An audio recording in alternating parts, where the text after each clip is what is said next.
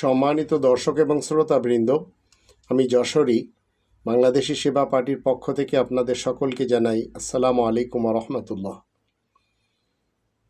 মনে রাখবেন, আমি নিজেই একজন করুণাময়ের দাস, করুণাময়ের চাকর, রহমানের গুলাম। তাই আমি সারাক্ষণ এটা নিয়ে ভাবতে থাকি। আল্লাহ তাআলা শান্তির পৃথিবীতে যারা অমানুষ, তারা জেনারেল মানুষদের মারার জন্য, কৃতদাস বানানোর জন্য অতীতে তরবারি ব্যবহার করেছে, তীর ধনুক ব্যবহার করেছে, ঘোড়া, খচ্চর, হস্তি বাহিনী ব্যবহার করেছে, কামান, ফাইটার বিমান, আবার মিসাইল, সর্বপ্রকারের ক্ষেপণাস্ত্র ব্যবহার করে এখন উইদার ওয়েপেন তৈরি করেছে। এদের সকলের আসল উদ্দেশ্য হলো যে এরা আল্লাহ তাআলা শান্তির পৃথিবীতে রাজত্ব করবে এবং এদের দৃষ্টিতে অ্যাকচুয়াল, সেক্সুয়াল, আর্টিফিশিয়াল, পারপাচুয়াল এবং কমার্শিয়াল এই সব জিনিসগুলি নিয়ে এরা আনন্দ ফুর্তি করে জীবন কাটাতে চায়। তো আল্লাহ রাব্বুল আলামিন তো কোরআনের এই সংবিধানে 51 নম্বর সূরা আয-যারিয়াতের 56 নম্বর আয়াতে বলে দিয়েছেন, ওমা খালাকতুল জিন্না ওয়াল ইনসা ইল্লা লিয়াবুদুন। আমি জিন এবং ইনসকে আমার ইবাদত বন্দেগী করার জন্য ছাড়া অন্য কোনো কাজের জন্য সৃষ্টি করিনি। এবং আল্লাহ 2 নম্বর সূরা আল বাকারার 84 এবং 85 আয়াত দুটিতে বলে দিয়েছেন, ওয়াইজ আখাযনা মিসাকাকুম লা তাসফিকুনা দিমাআকুম ওয়া লা তুখরিজুনা আনফুসাকুম মিন দিয়ারিকুম সুম্মা আকরারতুম ওয়া আনতুম তাশহাদুন সুম্মা আনতুম হাউলাই তাকতুলুনা আনফুসাকুম ওয়া তুখরিজুনা ফারিকাম মিনকুম মিন দিয়ারিহিম তাযাহারুনা আলাইহিম বিল ইসমি ওয়াল উদওয়ান। তো এই দুটি আয়াতে আল্লাহ বলছেন যে আল্লাহ তাআলার অঙ্গীকার হলো, তোমরা আজ 900 কোটি মানুষ 2025 সালে যারা রয়েছে তাদেরকেই বলা হচ্ছে, অতীতের প্রত্যেকটি দিনের লোকজনকে আল্লাহ বলেছেন যে তোমরা মানুষকে খুন করবে না, মানুষকে তাদের ঘর থেকে বের করবে না। আর এই অঙ্গীকার মেনে নেওয়ার পরেও তোমরাই তো সেই কাজই করে চলেছ। তো যারা করে চলেছে তারা মূলত তাদের অধীনস্থদেরকে কৃতদাস বানাতে চায়। তো রবের শান্তির পৃথিবীতে যারা আমাকে কৃতদাস বানিয়ে রাখতে চায় তাদের নিয়ে আমার কোনো ভাবনা নেই, কারণ তাদেরকে আমি চিনে ফেলেছি। আমার এই 55-56 বছরের জীবনে এই কোরআন স্টাডি করার কারণে জানতে পেরেছি যে আমাকে কৃতদাস কারা বানাতে চায়। তারাই বানাতে চায় যারা রবের শান্তির পৃথিবীতে তাগুতকে সামনে রেখে ইবলিস এবং শয়তান নেতা, নেত্রী এবং কর্মী সেজেছে, তারাই। 2 নম্বর সূরা আল বাকারার 208 নম্বর আয়াতে আল্লাহ রাব্বুল আলামিন বলেছেন, ইয়া আইয়ুহাল্লাযীনা আমানু উদখুলু ফিস-সিলমি কাফা ওয়া লা তাত্তাবিউ খুতুওয়াতিশ শাইতান ইন্নাহু লাকুম আদুউম মুবিন। তোমরা যারা ঈমান এনেছো, শোনো, তোমরা সবাই শান্তির ছায়াতলে পরিপূর্ণ রূপে প্রবেশ করো, শয়তানের পদাঙ্ক অনুসরণ করবে না, নিশ্চয় সে তোমাদের প্রকাশ্য শত্রু। তো শয়তানের কাছে আমরা দেখতে পাই তারা মানুষ মারার জন্য হরেক রকমের দাও পেচ, অস্ত্র এগুলি সব তৈরি করেছে। আর আমাদের এই নতুন বাংলাদেশের 18 কোটি মানুষ, এরা অন্তত এই মুহূর্তে জানতে পেরেছে আয়নাঘর কাকে বলে। আল্লাহ তাআলা শান্তির পৃথিবীতে আজকের 900 কোটি মানুষের জন্য এই কোরআন পরিপূর্ণ। এই রব্বানী সংবিধান বিস্তারিত এবং এর ভিতরে কোনো সন্দেহ নেই এটি সুপ্রতিষ্ঠিত। আর এই রকম আরেকটি সংবিধান প্রণয়ন করা 900 কোটি মানুষের ক্ষমতার বাহিরে। তাই তারা রব্বানী এই সংবিধানকে মানতে চায় না। যখন এই সংবিধানের কথা আমি বলি, 10 নম্বর সূরা ইউনূসের 15 নম্বর আয়াতে সেখানে বলা হচ্ছে যারা এই কনস্টিটিউশন মানে না, তারা বলে এটি কি বদল করে দেওয়া যেতে পারে? এরা কেন বলে? 6 নম্বর সূরা আল আনআমের 122 নম্বর আয়াতে বলা হচ্ছে এরা সবাই চোখ থাকতে অন্ধ। অথচ এই লিখিত আল কিতাব যা আমার হাতে আপনারা দেখছেন, আল কোরআন হলো এই আল কিতাবের এমন পঠিত যে এটাকে সত্যায়িত করে। 10 নম্বর সূরা ইউনুসের 37 নম্বর আয়াত সেটিই বলে। রবের শান্তির পৃথিবীতে যারা রাজনীতিবিদ আমরা যাদেরকে মনে করি এবং যাদেরকে তৈরি করা হয়েছে, তো রাজনীতিবিদরাই কেন দেশের উন্নতি এবং অগ্রগতির ইজারাদার? এরা কেন শুধু ঠেকেদার? যেমন আমাদের দেশে কিছু ধর্মের খোয়ার মাদ্রাসার মুহতামিম রয়েছে, কিছু মাহফিলকারী বক্তা এবং ওয়াইজিন রয়েছে, যারা আজহারি, মাদানি, কাসিমি, তাহেরি, থানাবি, হানাফি এই টাইপের নামে নিজেদেরকে পেশ করে চলেছে। তো রাজনীতিবিদরাই কেন দেশের উন্নতি এবং অগ্রগতির ইজারাদার, আর ধর্মের ব্যাপারে এরাই কেন শুধু ইজারাদার? আবার রাষ্ট্র এবং জনগণের সার্বিক কল্যাণের জন্য কেন আমাদেরকে রাজনীতিবিদ হতে হবে? এই ধরনের বাইন্ডিং কে আবিষ্কার করেছে বা কে আরোপ করে চলেছে? আবার ধর্মের জন্য কোরআন বাদ দিয়ে, দিন ইসলামের এই গ্রন্থ পড়া বাদ দিয়ে কেন এই বক্তাদের পিছনে ছোটাছুটি করতে হবে? তো রাজনীতির বাইরে গিয়ে দেশ এবং জনগণের সেবা করার চিরন্তন পদ্ধতি আমি যশোরই আপনাদের সকলের সামনে তুলে ধরেছি। বাংলাদেশি সেবা পার্টির যুগে দেশ কেমন চলবে এই রব্বানী সংবিধান মতে।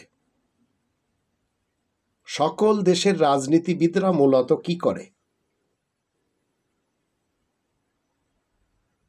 তারা মূলত আন্তর্জাতিক যারা ধোঁকাবাজ রয়েছে, মোড়ল রয়েছে, এদের খপ্পরে পড়ে যায় নিজেদের অজান্তে। তাই এরা আবার কি বলে? আন্নাল কুওয়াতা লিল্লাহি জামিয়া মানতে চায় না। 2 নম্বর সূরা আল বাকারার 165 নম্বর আয়াতে সেখানে আল্লাহ রাব্বুল আলামিন বলেই দিয়েছেন সকল ক্ষমতার একমাত্র উৎস আল্লাহ, এটি মানে না। তখন তারা মানে কি? রাজতন্ত্র, সমাজতন্ত্র, মোল্লাতন্ত্র এবং গণতন্ত্র, রব্বানিতন্ত্র মানতেই চায় না। তাই অনেকেই দেখবেন বলবে এই কোরআনের সাথে রাজনীতির কোনো সম্পর্ক নেই।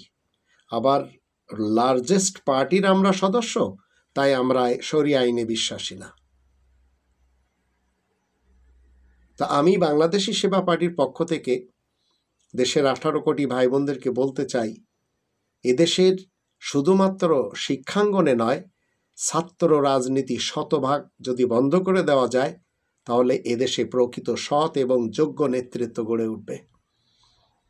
ছাত্র রাজনীতি কোমলমতি শিক্ষার্থীদের স্বাধীন চিন্তা করার ক্ষমতা ধ্বংস করে দেয়। রাজনীতির বোঝা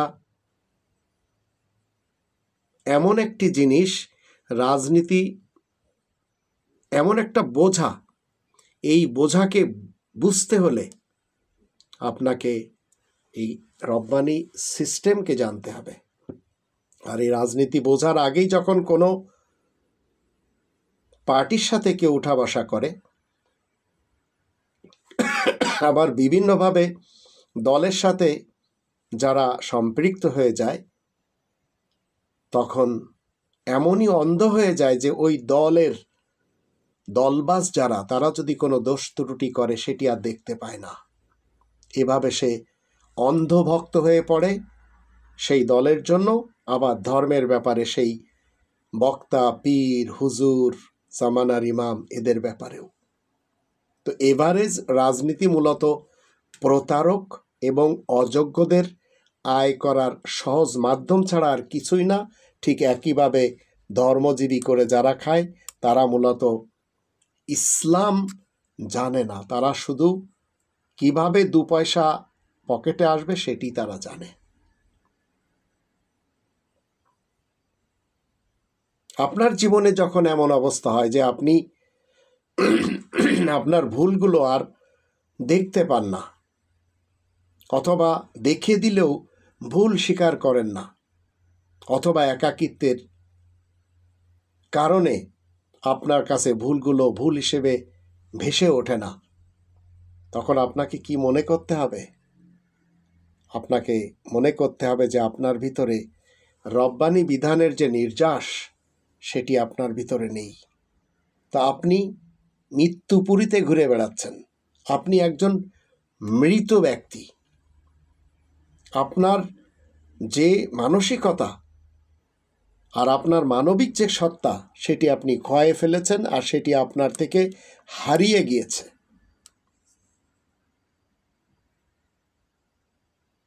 আপনার দুইটা পা বৃদ্ধি পেয়েছে। আপনার মধ্যে এমন এক সত্তা গ্রো করেছে যা আপনার মৌলিক মানবীয় সত্তাকে কভার দিয়ে ফেলেছে, আচ্ছাদিত করে ফেলেছে। আপনার লোভ, আপনার মোহ, আপনার ব্যক্তি স্বার্থ আপনার সামনে এমন একটি অলঙ্ঘনীয় দেয়াল সৃষ্টি করেছে যা অতিক্রম করা মানবীয় গুণাবলীর পক্ষে আর সম্ভব হচ্ছে না। তাই এখন আপনি ডেড বডি হিসেবে চলাফেরা করছেন। আপনার নিজের জন্য নিজেই কবর খোঁড়া আপনি শুরু করে দিয়েছেন। আর এটি যদি আপনি শুরু নাও করে দেন, তা আপনি না খুললেও আপনার জন্য কবর খোদা হচ্ছে। আর অচিরেই আপনি যে অহংকার করে একজন দলীয় প্রধান হিসেবে নিজেকে ব্যক্ত করেছিলেন, আর আপনি আপনার প্রতিপক্ষকে ঘায়েল করার জন্য গুম, খুন এবং হত্যা করেছিলেন, আল্লাহ তাআলা আপনাকে আর সুযোগ দেবেন না।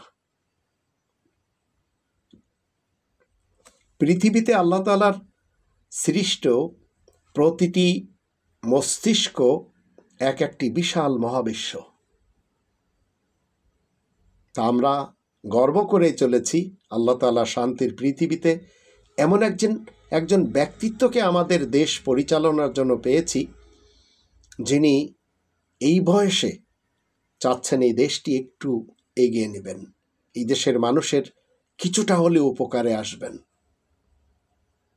তো পৃথিবীতে আল্লাহ তাআলার সৃষ্ট প্রতিটি মস্তিষ্ক এক একটি বিশাল মহাবিশ্ব।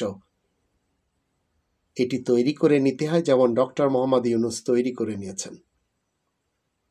আমি বাংলাদেশি সেবা পার্টির পক্ষ থেকে আপনাদেরকে বলছি, যতদিন তিনি রব্বানি বিধান মতে আছেন ততদিন আমি তার সাথে। আর তিনি এত সুন্দর একটি প্রবাদ আমাদেরকে দিয়েছেন, শুনিয়েছেন যে এই দেশ অগ্রগতির জন্য, উন্নতির জন্য যারা পক্ষে দিচ্ছেন আর যারা বিপক্ষে হরেক রকমের কথা বলছেন, এদের কথাগুলি তিনি অনলাইনে রেকর্ড হিসেবে রেখে দিতে চাচ্ছেন। তাহলে জাতি জানবে যে আসলে কারা চায় দেশের উন্নতি আর কারা চায় নিজেদের পকেটের উন্নতি। তো আল্লাহ তাআলার পৃথিবীতে প্রত্যেকের চিন্তা, চেতনা, অনুভূতি, পছন্দ, অপছন্দ, ঘৃণা, ভালোবাসা সবই আলাদা আলাদা। তাহলে এই মস্তিষ্কের মানুষগুলো একত্রে বাস করবে কি করে? সবার তো আলাদা আলাদা এক একটি বিশাল এই যে মহাবিশ্বের মতো মস্তিষ্ক রয়েছে।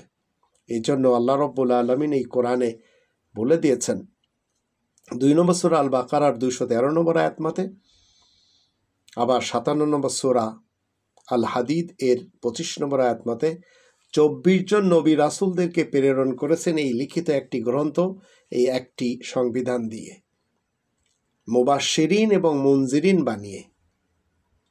তো এই নবী রাসূল এদের কাজ কি? একত্বের বিশ্বাসকে এক কেন্দ্রিক করা। আর দ্বিতীয় কাজ যদি দেখি, রব্বানি বিধান মতে সামান্য কিছু বিধিনিষেধ মেনে চলতে অভ্যস্ত করানো। তাই 14 নম্বর সূরা ইব্রাহিমের 4 নম্বর আয়াত যখন আমরা দেখি, সেখানে দেখতে পাই ওমা আরসালনা মির রাসূলিন ইল্লা বিলিসানি কওমিহি লিয়ুবাইয়িনা লাহুম। আল্লাহ প্রত্যেক জাতির কাছে স্বজাতির ভাষায় বার্তাবাহক পাঠান, যেন তাদেরকে এই বিধান মাতৃভাষায় সুন্দরভাবে বয়ান করতে পারে। কিন্তু দুনিয়ার শুরু দিন থেকে আজ অবধি এবং শেষ অবধি প্রতিটি যুগে মানুষ স্বাধীনতার পরিবর্তে শয়তানের সৃষ্ট পরাধীনতা বেশি পছন্দ করেই চলেছে, আর শয়তানের তৈরি গোলামির শৃঙ্খলাকে নিজেদের গলায় পরিধান করেছে। তাই আমরা দেখতে পাচ্ছি আমাদের দেশে এমন কিছু লোক রয়েছে যারা এই দেশে খায়, এই দেশে ঘুমায়, কিন্তু দিল্লির দাসখতের অধীনে সাষ্টাঙ্গ প্রণিপাত করে। তো নিজেদের প্রতিভা এবং বিশাল যোগ্যতাকে গোলামির কাছে বিসর্জন দিয়ে রেখেছে তারা। আর আমি আমার এই জীবনের অবজারভেশন, মানব জাতি ইতিহাসের কোনো যুগ বা স্তরে তাদের নিজ মস্তিষ্কের ব্যবহার ঠিকমতো করতে পারেনি। শুধু একজন ডক্টর ইউনূসকে আমরা দেখছি, যার সাথে দাঁড়িয়ে একটি ফটো নেওয়ার জন্য বিশ্বের মহান লোকগুলি লাইন লাগায়। তো আল্লাহ তাআলা শান্তির পৃথিবীতে 900 কোটি মানুষ সবাই যদি আল্লাহ তাআলার দেওয়া এই ওহির বিধানের মাধ্যম দিয়ে, এই নাজিলের বিধানের মাধ্যম দিয়ে শতভাগ লালন করত, তবে তারা বিস্ময়কর মস্তিষ্কের ব্যবহার করতে পারত, নর্মাল পর্যায়েও পারত, ম্যাক্সিমাম পর্যায়েও পারত। তাই আপনাকে আমাকে চিন্তা করতে হবে, রব্বানি বিধান থাকা সত্ত্বেও আপনি এবং আমি কেন কারোর কৃতদাস হতে যাব? জীবনের আজ 56টি বছর আমি বাংলাদেশের পাসপোর্ট ব্যবহার করেছি। ইউরোপে 22-24 বছর থাকার পরেও যারা বলেন যে এরা খুব সিভিলাইজড বা এরা খুব ভালো কিছু, আসলে কিন্তু তা না। এরা ভিনদেশীদেরকে, আরবরা ঠিক যেভাবে কৃতদাস বানায়, ইউরোপিয়ানরাও একই কাজ করে। 20 বছর গ্রিসে থাকার পরেও তারা তাদের পাসপোর্টটি অন্তত আমাকে দেয়নি, দিতেই চায় না। তো আল্লাহ তাআলার যে রাষ্ট্র এই বিধান মতে চলছে, যখন আমরা 3 নম্বর সূরা আল ইমরানের 83 আয়াত দেখি, সেখান থেকে আমরা জানতে পাই আল্লাহ তাআলার এই শান্তির পৃথিবী ইচ্ছা এবং অনিচ্ছায় সবাই ইসলাম মেনে চলেছে। এখন এই যারা মোড়লেরা রাষ্ট্র তৈরি করে নিয়েছে, ছোট ছোট দেশ বানিয়ে নিয়েছে, এই রাষ্ট্র ব্যবস্থা কাদেরকে লালন করে কখনো চিন্তা করেছেন? আপনি কি মনে করেন যে অসচ্ছল এবং গরিব যারা, তাদেরকে রাষ্ট্র লালন পালন করে? কখনো না, এটি ভুলেও কখনো ভাববেন না। যদিও বাংলাদেশি সেবা পার্টি চাচ্ছে রব্বানি বিধান মতে এদেশের যে খনিজ সম্পদ, 8 নম্বর সূরা আল আনফালের 1ম আয়াতের দৃষ্টিতে খনিজ সম্পদের অর্থের মালিক 18 কোটি মানুষ। তাই বাংলাদেশের সেবা পার্টি নিয়ে আমি কথা বলি। যখন সুযোগ পাবে প্রত্যেকটি মানুষ প্রথম বাজেটে নর্মাল 1 কোটি করে টাকা পাবে। রোডঘাট পরে বানান, কালভার্ট এবং ব্রিজ পরে বানান, বড় বড় বিল্ডিং পরে বানান, আগে 18 কোটি মানুষের অ্যাকাউন্টে 1 কোটি করে টাকা দিন। তারা যেন এই কোরআনের 20 নম্বর সূরা তহা এর 118, 119 এই দুটি আয়াতের দৃষ্টিতে এরা যেন ছাদের ঘর তৈরি করে নিতে পারে, এরা যেন পানীয় জলের যে সমস্যার সমাধান করে নিতে পারে, এরা যেন পোশাক পরিচ্ছদের সমস্যার সমাধান করে নিতে পারে, এরা যেন খাদ্যদ্রব্যের সমস্যার সমাধান করে নিতে পারে। তো একটি রাষ্ট্র ব্যবস্থা সরকারি কর্মকর্তাদেরকে, পেশাজীবীদেরকে, সচ্ছল বিজনেসম্যান যারা, তাদেরকে লালন করে, আপনাকে আমাকে না। গরিবদের কেউ কেউ ঘর পায় কোনো নদীর পাড়ে, খাস নিচু জমিতে। সেই ঘরে দেখা যায় কিছুদিন পর নর্মাল একটা সাপও ঢুকতে চায় না, একটি কুকুরও ঢুকতে চায় না, একটি বিড়ালও ঢুকতে চায় না, ধপাস করে ভেঙে পড়ে। আর সরকারি কর্মকর্তা, সাংবাদিক, নায়ক, গায়ক, আমলা আর সমাজের নিকৃষ্ট মানের লোকজন পায় কোটি কোটি টাকার প্লট, কোটি কোটি টাকার লোন। এটা কোনোভাবেও কি গ্রহণযোগ্য? চিন্তা করে দেখুন। আর এই ভয়ঙ্কর বৈষম্য যদি আপনার আমার জীবন থেকে, আপনার আমার সমাজ থেকে, আপনার আমার দেশ থেকে বিলুপ্ত না হয়, তাহলে জনগণের মুখে হাসি ফুটবে না। এটি সবসময় মনে রাখবেন। প্রতারক যারা, তারা সবসময় ভোটের আগে কি করবে? সুন্দর পাগড়ি পরবে, টুপি পরবে, হিজাব পরবে, এবার ভোট চাইবে। ভোট দিয়েছেন, সংসদে গিয়েছে, আপনাকে লাথি মারবে।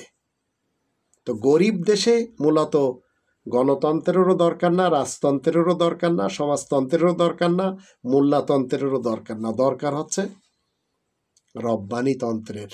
আর গরিব দেশে রব্বানিতন্ত্রের বিপরীত এগুলি সব বেমানান। উন্নয়নের মূলা ঝুলিয়ে রাখা হয়, যা গরিবদের কোনো কাজেই আসে না। পুরো সুবিধাটা সবসময় বড় লোকেরা নেয়। আমাদের দেশে যেমন দরবেশ বাবা সালমান এফ রহমান, নাম শুনলে তো ভয় লাগে। ধর্মের মৌলবীদেরকে একাঠা করে কি বলেছে? কোরআনে সমস্যা আছে, তবে তেমন বেশি না, তবে হাদিসে অনেক বেশি সমস্যা।